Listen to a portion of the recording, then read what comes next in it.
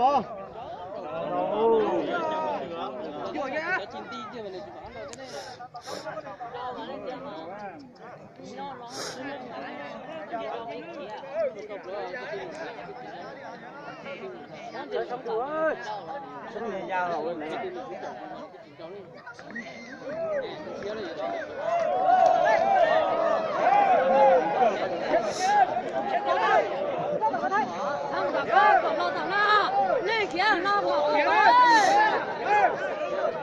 Có thể làm rồi. Có thể làm chính thế.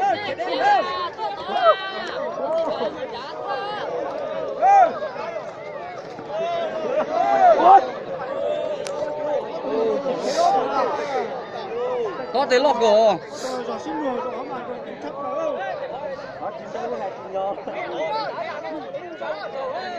Phát tiền đâu nữa nó tốt nào nó đấy. Đây là dây của nó đấy.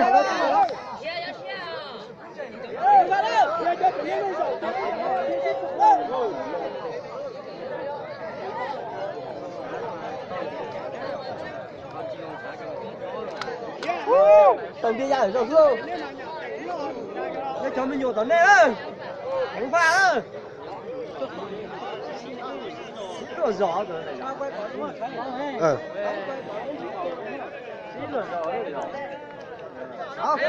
Tôi là ba thì kia rồi đó.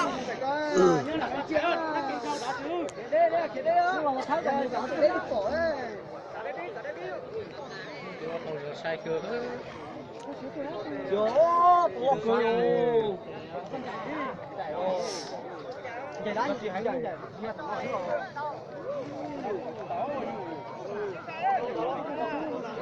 Đừng pha đó, đây chỗ mình đây nè.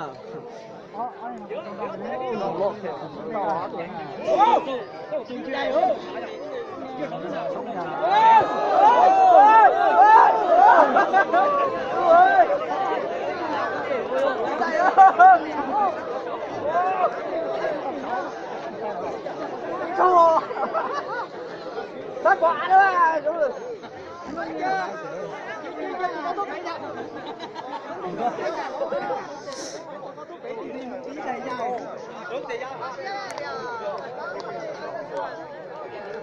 Ô, trở tay cái tao rồi cho.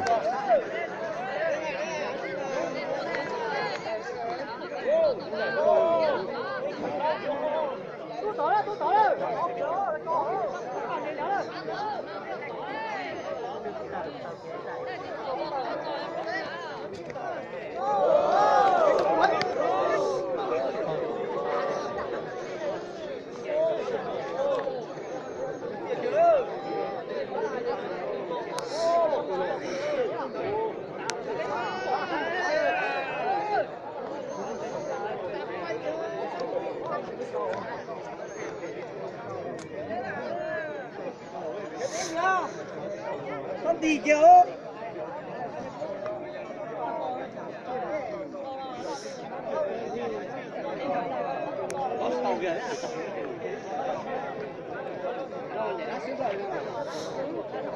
Thái tổng ơi.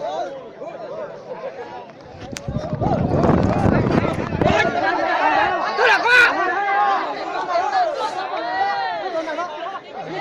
Nó là té xong nó té. Kia sao nó tua té à? Ôi, cái đó.